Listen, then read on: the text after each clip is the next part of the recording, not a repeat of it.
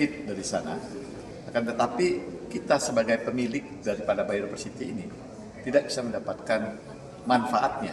Kita susun, jadi para pihak kita berikan akses kepada para pihak untuk memanfaatkan biodiversity kita, tapi juga mereka punya kewajiban untuk berbagi keuntungan, manfaat daripada pemanfaatan biodiversity tersebut. Ini satu yang sedang terus kita dorong. Kita sedang tahap finalisasi dari PP-nya, yaitu PP pengelolaan sumber daya genetik kita.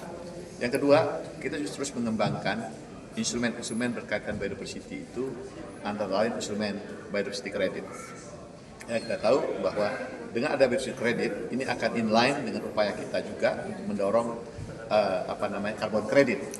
Ya, dengan adanya upaya ini kita lakukan, kita dorong penggunaan instrumen biodiversity credit bersama-sama dengan carbon credit, maka kita akan lebih optimalkan kemanfaatan kita ya di dalam upaya melindungi biodiversity kita.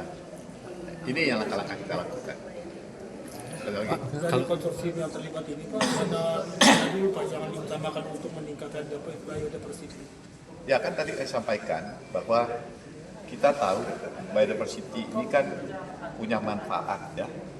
Manfaat pertama dari sisi kalau konteks ekosistemnya, di ekosistemnya pasti ada manfaat dari ekosistem kalau kita menjaga biodiversitas kita. Baik juga untuk manfaat ekowisata, ya kan? Punya potensi ekowisata biodiversity. Nah, ada ekosistem penunjang. Ya, di samping itu juga kita tahu biodiversity ini kan ada spesies-spesies ya yang sangat-sangat menarik, yang unik itu, yang tentu juga bisa dimanfaatkan. Ya, kita tahu kita punya ikan hias, ya kan? Kemudian juga berbagai macam satwa lain ya yang bisa kita manfaatkan.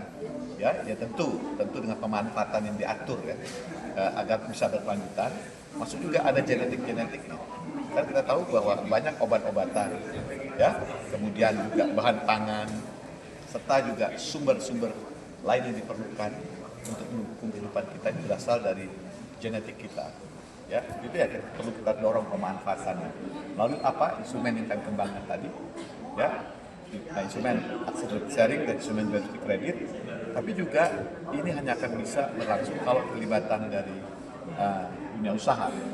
Ya, dunia usaha bisa terlibat banyak. Tadi kami sampaikan terlibat dalam konteks untuk mendukung perlindungan ekosistem dan pemanfaatan ekosistem itu sendiri. Ya, mereka juga bisa terlibat dalam pemanfaatan sumber genetiknya dan juga spesies. Mereka yang tergabung itu apakah berdasarkan penunjukan langsung atau berdasarkan tender? Apakah mereka juga sudah bersertifikasi Pak? Oh ini belum, ini kita belum pada tahapan itu. Saat ini kita tahapan bagaimana kita mendorong. Pada tahapan bagaimana kita mendorong dunia usaha. Ya, kita mendorong dunia usaha untuk terlibat di dalam memanfaatkan peluang ya, ekonomi dari keberadaan kehati kita.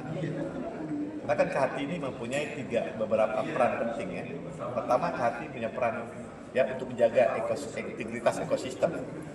Kami contoh misalnya, elang, burung elang ini kan dia punya kemampuan menyebarkan bibit, ya kan? Nah, dengan adanya biodiversity burung elang, mereka bisa menyebarkan bibit. Kalau menyebarkan bibit, mereka menjaga integritas ekosistem itu. Mereka akan membangun hutan-hutan baru melalui penyebaran bibit mereka.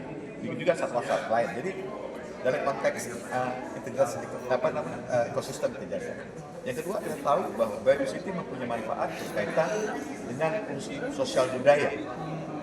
Kan banyak sekali sosial budaya kita timbul karena biodiversity. Jadi saya jelaskan, baju saya ini kan simbol dari kita biodiversity. Kalau nggak ada motif ginian, nggak ada seni dan sebagainya. Yang ketiga adalah punya kalau konteks nilai ekonomi.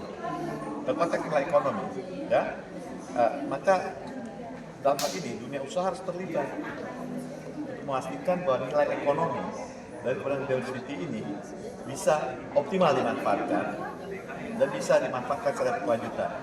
Dengan adanya pemanfaatan nilai ekonomi dari biodiversity ini, maka bisa ada keuntungan tadi untuk ekowisata. Kalau landscape-nya bagus, ekosistemnya bagus, ya, apa yang terjadi? Untuk digunakan untuk wisata kan? Ya? Kemudian kalau kita bisa menjaga kelestarian biodiversity ini, kan bisa menjadi rujukan-rujukan untuk juga penguat sosial budaya juga kan? Ya, itu baik untuk seni, untuk desain-desain dan sebagainya, kan kita belajar di alam. Yang ketiga, dalam konteks tadi kita bisa manfaatkan ini berkaitan masalah ekonomi tadi ya. Jadi misalnya tadi kalau ada ekowisata bagus, ya turis akan datang, ya kan tidak mungkin tanpa adanya biodiversity turis akan datang. Tapi contoh orang pergi ke Labuan Bajo itu melihat apa? Melihat komodo. Orang pergi ke Tanjung Puting melihat orang hutan. Jadi kan di samping dia punya fungsi tadi ekologis, ya kemudian menjadi ekowisata, tapi spesies-spesies juga kan akan juga fungsi untuk wisata kan. Nah, samping itu juga ada manfaat dari genetiknya.